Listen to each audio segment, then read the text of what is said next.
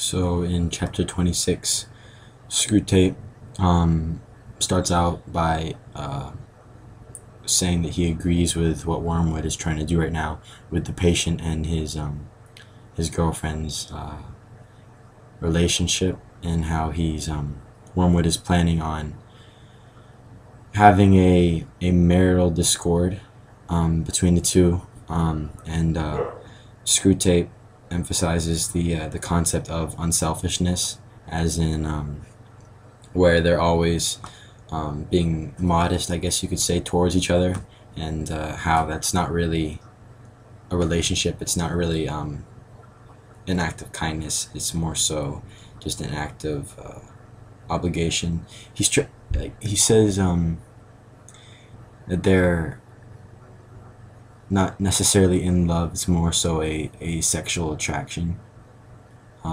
That's what I got from it, and he just goes on to talk about how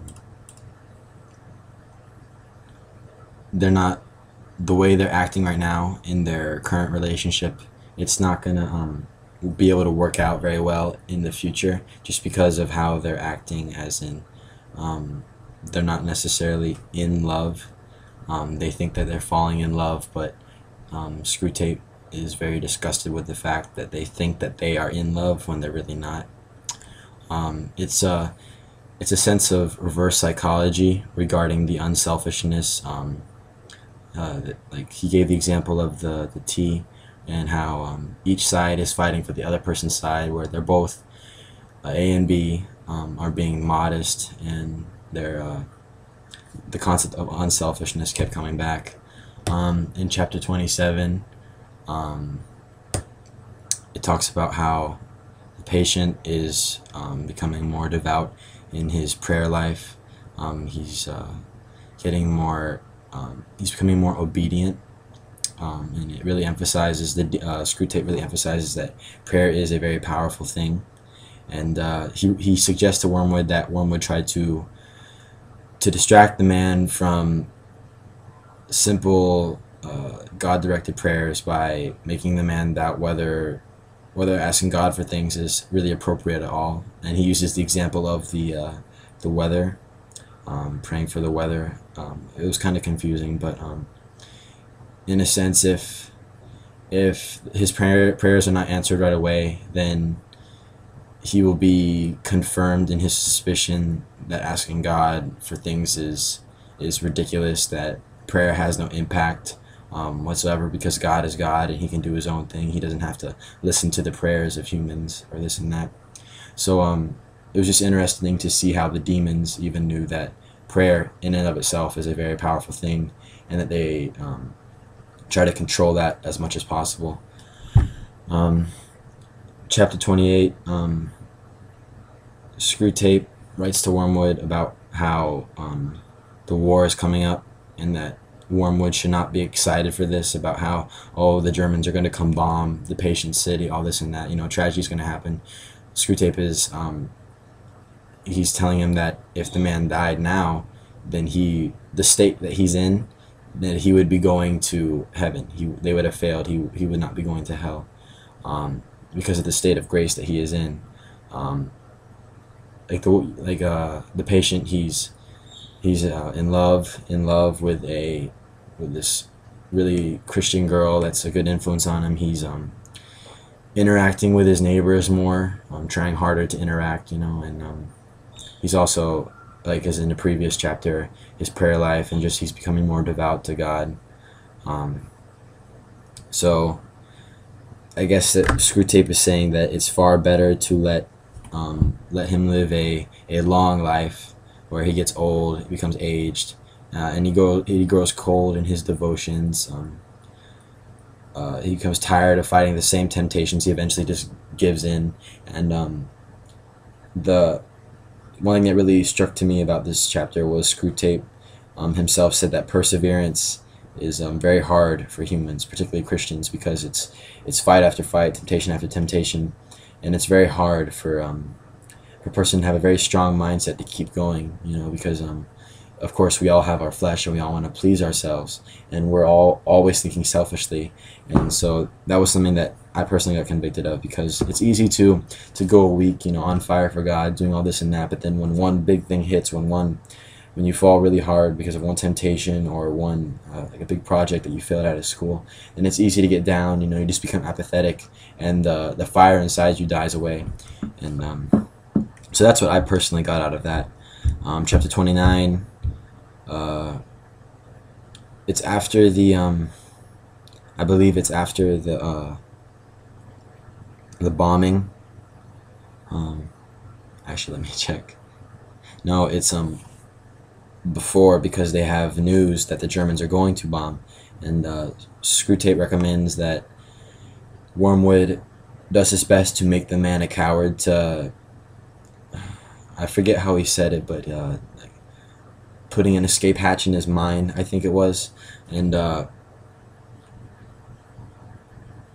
Screwtape emphasizes that courage is the forging point of all other virtues. In that it would make sense. It would be the most reasonable thing to take his courage away, to make him nervous, to make him fearful. And they also say that with fear comes hatred, and just discouraging him through this hard time.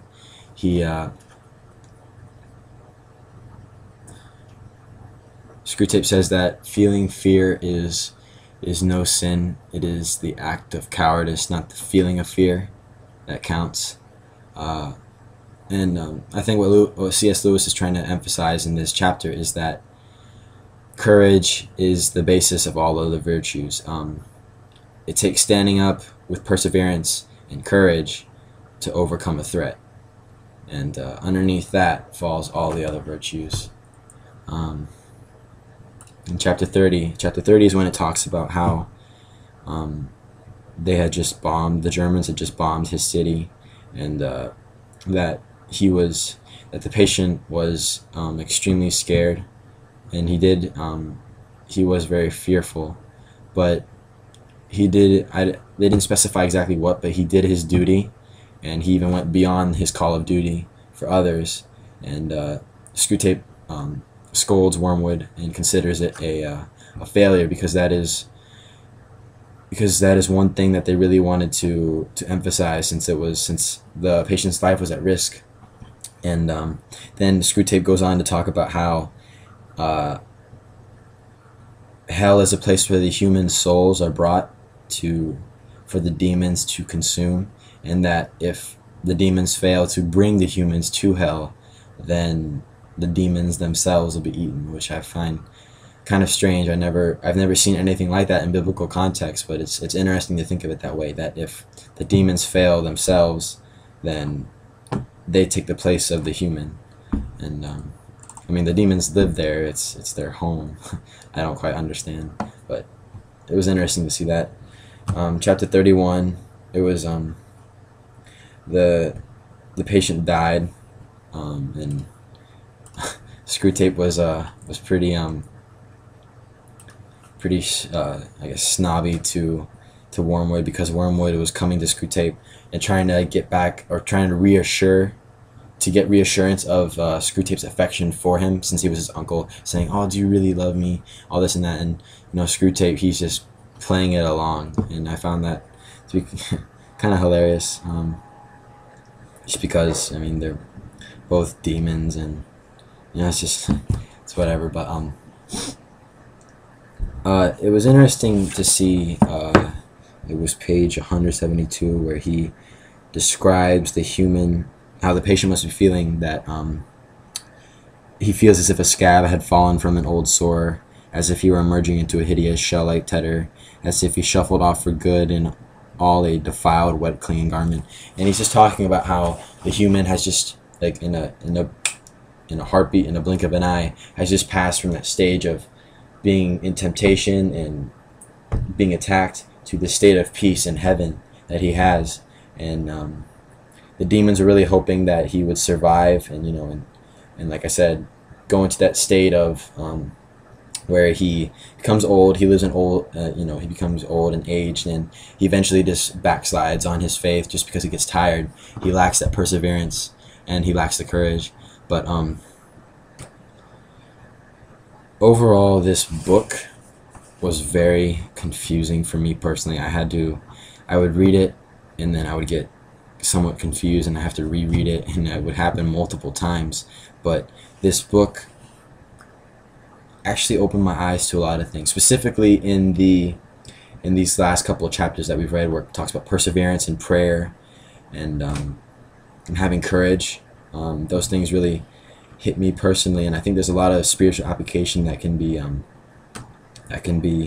applied to my life. One big thing that I still remember that we talked about or discussed about was the act of humility, where we think we're being humble, we think we're doing good and this and that, but it's really an issue of pride. And for me personally, it's just been very convicting, and I've been working on it, and it's been in my mind, and I've been trying to change that, because many times that happens to me, and I'll do something good, and I'll be like, oh yeah, I'm doing good, I'm doing a good thing for the Lord, God's gonna bless me for this, but really it's just spiritual pride, and it brings me down, and it leaves the door open for the enemy to attack, which is exactly what this whole book is about. It's about spiritual warfare. And so all in all, it was worth the time to read and review. A lot of the concepts, I think I missed a couple of things just because of the book itself.